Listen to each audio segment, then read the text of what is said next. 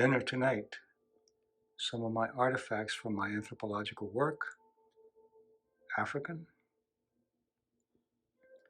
Now we go to dinner. It's going to be a simple dinner with a complex topic. Now here is what I'm having. It's cassave linguine, no gluten, no wheat, with bay scallops, sauteed in goat butter, anti-inflammatory and very healthy. I don't use cow butter anymore. Sauteed with garlic, tomatoes, cherry tomatoes, white wine, and sprinkled with some parsley, pepper,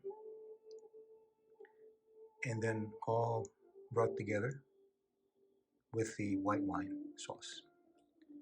And here we have terrano, which will go very well. This meal was asking for a terrano albariño, a grape from Galicia, where my father was from. And tonight dinner, those of you who are here for dinner, and you know who you are, we're going to be talking about the bicameral brain. This is a theory of Julian Janus, who talked about developmental neuropsychology, and he said that with the ancients, maybe 5,000-6,000 years ago, he said 3, I think it's longer, the brain was bicameral. The left side spoke to the right side, and consciousness was not completely developed. So what the right brain or the right hemisphere was saying to the left hemisphere, it sounded like it was coming from the gods. It felt like it was coming from outside. And people would do what those internal commands to a certain degree would do because it had to be supernatural, it had to be the gods. Finally, when we got consciousness, we realized that it was our thinking and our consciousness. But I think we have residuals from that.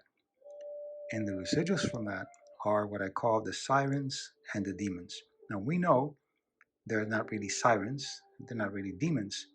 These are thoughts that are residuals from our old bicameral brain. And coming from Greek mythology, the sirens are the ones who entice you into hedonism, into pleasure. And the demons put you down and scare you. And I use this method, very elaborate, dealing with all kinds of disorders, alcoholism and other kinds of addictions and excessive behaviors, depression. Because once you learn that those thoughts are yours, but the residuals from way, way back, the siren is going to try to entice you into pleasure rather than discipline. And the demons are going to scare you out of discipline. So if you're going to work out, you get up in the morning, the siren comes out and says, come on, you can sleep another half hour. It's raining. It entices you. Or the demon will say, it's dangerous out there. Don't go. You might hurt yourself. Fear-based. The simple solution with work, I'm oversimplifying here, is you know that it's a siren, you know that it's a demon. You say no. You take a deep breath and you take action. Action is what breaks the cycle. You keep getting dressed, getting your gym back, and the siren comes in again, the demon comes in again. Take a deep breath and action. It sounds very simple, but it's very complex neuropsychology, and it has psychoneurological implications, moving you out of the stress and the fear into the neuropeptides and neurotransmitters of serotonin and oxytocin, endorphins. So think about that. The demons and the sirens is what you created, but it's residuals from the bicameral mind or bicameral brain. Now, enjoy and bon appetit.